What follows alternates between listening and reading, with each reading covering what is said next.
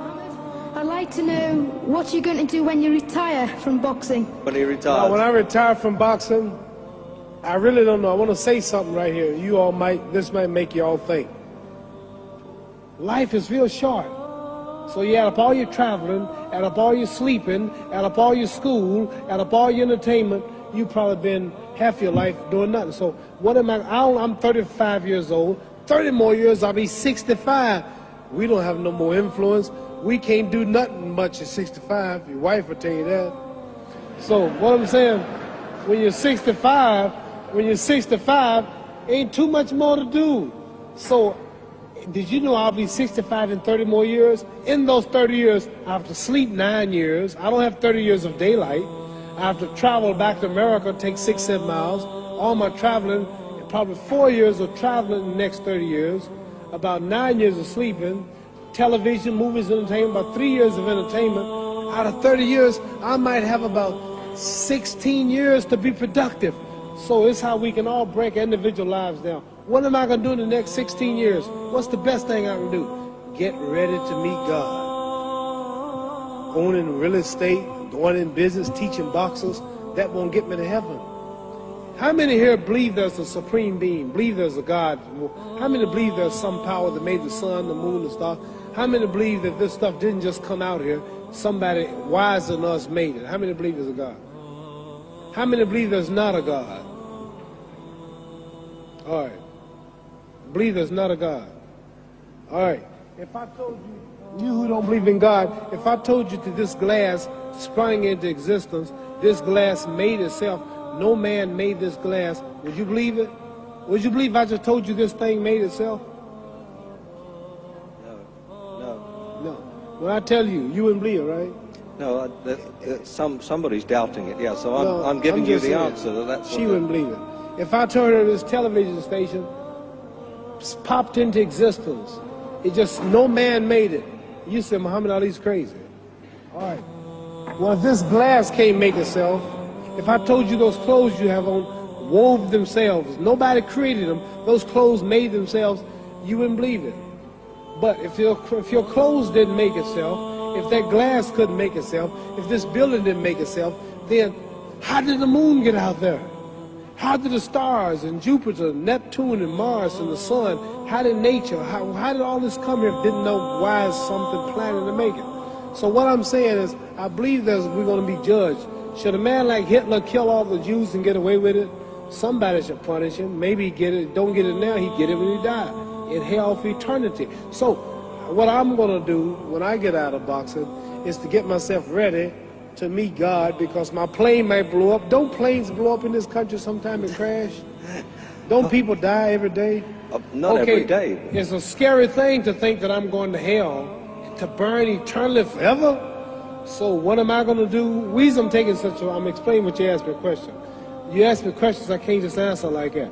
When I get out of boxing or when I'm through, I'm going to do all I can to help people. That's why I'm here with Johnny Walker. Here's a poor man, came all the way to America. Here's a bunch of boys need some money, and somebody is calling me to help them. God is watching me. God don't praise me because I beat Joe Frazier. God don't give nothing about Joe Frazier. God don't care nothing about England or America as far as your wealth is all his. He wants to know, how do we treat each other? How do we help each other? So I'm going to dedicate my life to using my name and popularity, helping charities, helping people, uniting people, bring people bumming each other because of religious beliefs. We need somebody in the world to help us make peace. So when I die, if there's a heaven, I want to see it. Because we live how long? 80 years? The odds are everybody in this room, some of you are going to be dead 20 years from now, some of you are going to be dead 50 years from now, some are going to be dead 30, and some are going to be dead 60, 70 years from now. We all going to die soon. And if you live to be, say, 125 years old, which we don't do, right? Let's say we live to be 250, and you can have sex for 145 of those years. You're going to come to the end after that. So we don't have but about 80 years on earth. This is a test to see where will we spend our life in heaven and hell. This is not the life now. Your real self is inside you. Your body gets old. Some of you go to look at the fridge, you don't have no teeth. Your hair is leaving you. Your bodies get tired, but your soul and your spirit never die. That's going to live forever. So your body is just housing your soul and spirit. So God is testing us on how we treat each other, how we live, to see where our real home be in heaven. So this physical stuff don't last for so long. So my car, this building is going to be here when the man who built it dead. There have been many kings and queens of England. They're all dead. After this one is gone, another one will come. So we don't stay here. We're just trustees. We don't own nothing.